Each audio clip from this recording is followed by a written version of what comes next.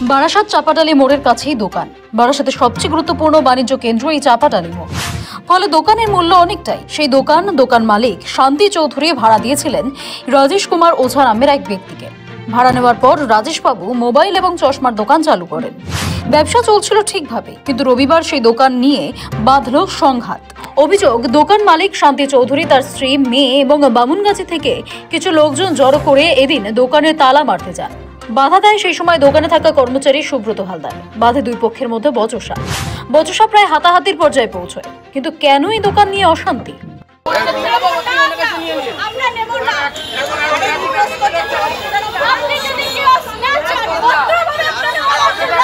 উপরে 4 জনের শেয়ারিং আছে, ওটাও ভাড়া পাচ্ছে না, ওটাও রেখে দিয়েছে আমাদের। ওটাও ভাড়া দিয়েছে, অথচ ভাড়া দিচ্ছে না আমাদেরকে। জোরজবস্তি দখল করে নেবে। ভাষা যেভাবে মা মাসি ধরে গালাগালি দিচ্ছে না, আপনাদের সঙ্গে উচ্চারণ করতে পারছেন। সে কি ভাষা তাদের! একদম সমাজ মানুষ, সামাজিক শিল্পপতি মানুষ, তার মুখের ভাষা শুনলে আপনারা আজব হয়ে যাবেন। এই দেবব্রত পাল, এরা ভীষণ ভালো গালাগালি সৃষ্টি করছে। 7 বছর ধরে ওরা দখল করে নিচ্ছে, আমার দোকান ভাড়া দিচ্ছে না। আজকে অনেক বছর দোকান ভাড়া দিচ্ছে না, অনেকবার বলা হয়েছে, উনি কোনো নিচ্ছে না। দেবব্রত পালকে ডেকে আমার হাজবেন্ডকে ধরে দোকানের মধ্যে মারলো। এই বারাসাতের কাউন্সিলর, ওনাকে ধরে আমার হাজবেন্ডকে ধরে মারলো। আমরা কোনো কিছু কিন্তু বলিনি, কিন্তু প্রায় আজকে 1 বছর হতে যাচ্ছে। আরো তো একবার বেড়েছে, দুবার মারলো, টাকা চাইতেছে, দুবার মারলো। আমরা টাকা চাইতে আসলে আমাদের ধরে মারপিট করছে, দোকান ছাড়বে না, উল্টোপাল্টা কথা বলছে। আমার দোকানটা দখল করে নিতে চাইছে। পাশাপাশি দুটো দোকানই কি আপনার? না, আমার শুধু একটা দোকান। আমি আর মা এসে অনেকবার চেষ্টা করেছি, এসে পোলাইটলি ভাবে কথা বলেছি, বাট আমাদেরকে অপমান করে বার করে দেওয়া হয়েছে। আমরা যদি কোনো কিছু নিতে চাই সেই জিনিসগুলো, সেগুলোকে আমাদেরকে দিত না। আমাদেরকে উল্টোপাল্টা কথা বলা হতো, বাজেভাবে ব্যবহার করা হতো, নয় দোকানে কেউ থাকতো না। যখনই আমাদেরকে দেখতো সবাই বেরিয়ে যেত দোকান থেকে। আমরা অনেক চেষ্টা করেছি। আমার বাবা আজকে অনেকবার, বহুবার এসছে এখানে, এসে পোলাইটলি ভাবে সুন্দরভাবে কথা বলেছে। একটা না গালাগালি দিয়েছে, না গলা উঁচু করে কথা বলেছে, না বাজে ব্যবহার করেছে। ঠান্ডা মাথায় বলে তারপর আমার বাবার গায়ে হাত দেওয়া হয়েছে, অসভ্যভাবে গালাগালি, বাজে ব্যবহার, মানে খুবই বাজে সিচুয়েশন করা হয়েছে।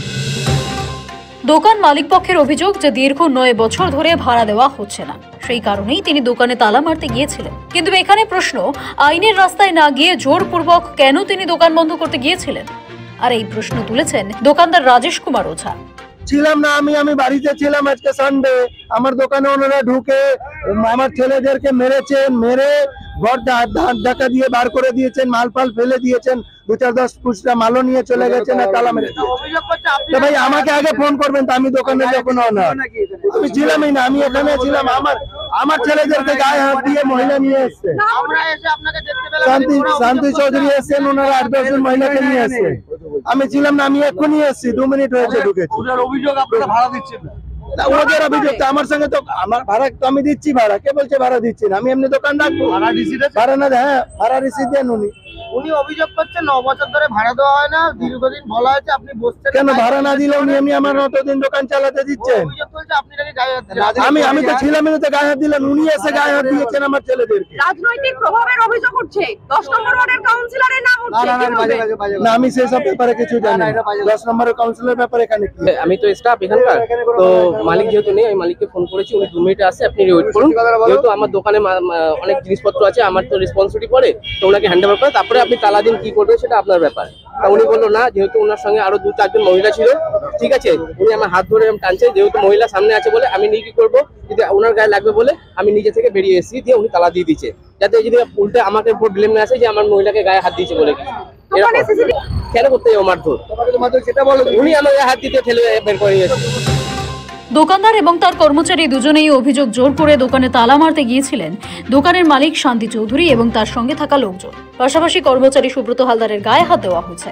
কর্মচারী সুব্রত হালদার বোঝানোর চেষ্টা করেছিলেন যে দুই পক্ষ বসে বিষয়টা কি মেটাবে।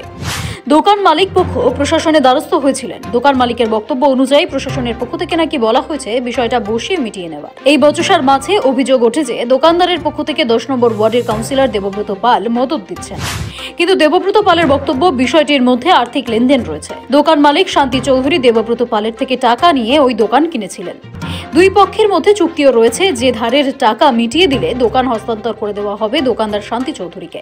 দেবব্রত পালের অভিযোগ, শান্তি চৌধুরীকে বারবার বলা সত্ত্বেও টাকা ফেরত দিচ্ছেন না এবং এর মধ্যে তৃণমূলের এক নেতার মদত রয়েছে।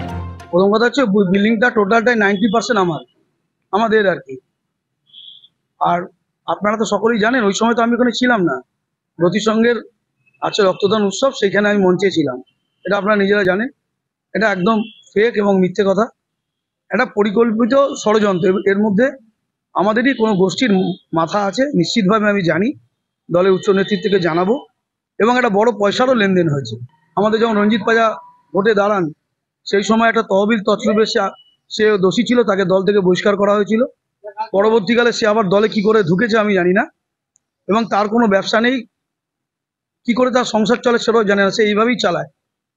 আমার কোনো শত্রুতা নেই, আপনি জানেন যে আমি কোনো রকম দুর্নীতির সঙ্গে যুক্ত নই এবং নিজের পকেটের পয়সা খরচা করে আমি রাজনীতি করি। দোকানটা অ্যাকচুয়ালি যে ছেলেটি কথা বলা হচ্ছে সেই ছেলেটি আমার সঙ্গেই থাকতো, এবং সেই ছেলেটিকে দোকানটা আমার কিছু পয়সা দিয়ে ওর নামে রেজিস্ট্রি করা হয়েছিল, যেহেতু আমাদের সঙ্গে একটা পারিবারিক সম্পর্ক ছিল। পরবর্তীকালে একটা এগ্রিমেন্ট হয় আমার সঙ্গে, যে টাকাটা আমাদের ও ফেরত দিয়ে দেবে এবং দোকানটা আমি ওকে ফেরত দিয়ে দেবো।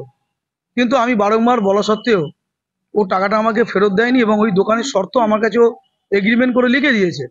এবং যে কোনো দিন ও টাকা ফেরত দিয়ে দিলে সঙ্গে সঙ্গে কারোর প্রয়োজন পড়বে না, সঙ্গে সঙ্গে চাবি হ্যান্ড ওভার হয়ে যাবে। কিছু মহিলাকে নিয়ে এসছে বামুনগাছি থেকে, ওর সঙ্গে ছিল ওর স্ত্রী ছিল এবং ওর ছেলেমেয়েরাও ছিল। তারা ওখানে নোংরা ভাষা ব্যবহার করে, সিনক্রেট করে, দোকানের কর্মচারীদেরও মারধর করে, এবং কিছু শুনেছি যে দোকান ভাঙচুর করে কিছু জিনিসপত্র খোয়া গেছে। তো এইগুলো পরবর্তীকালে নিশ্চিতভাবে আমি প্রশাসনের দ্বারস্থ হব, তারা যা বিচার করবে সেটাই হবে। মেনটেন করে আমি আইনের আইন যেটা বলবে নিশ্চিতভাবে মাথা বেঁধে নেবো। সেটা দেখুন, কেউ যদি মিথ্যে অভিযোগ করে আমার তো কিছু বলার নেই, কিন্তু আমি তো তখন হৃদয়পুরে জ্যোতিসংঘের মাঠে ছিলাম, আজকে রক্তদান শিবির ছিল। এই দোকান ঘিরে যে জটিল আবর্ত সৃষ্টি হয়েছে এবং উভয় পক্ষের বক্তব্যে এটা পরিষ্কার যে দোকান মালিক শান্তি চৌধুরী আইনের রাস্তায় না হেঁটে জোরপূর্বক দোকান দখল করতে গিয়েছিল, এবং একজন ব্যবসায়ী যিনি এই দোকানে ব্যবসা করছেন কার্যত তার ব্যবসা বন্ধ করে দোকানে তালা মারতে গিয়েছিলেন। বর্তমান দোকানদার রাজেশ কুমার ওঝা তিনিও ভাড়া দিচ্ছেন না।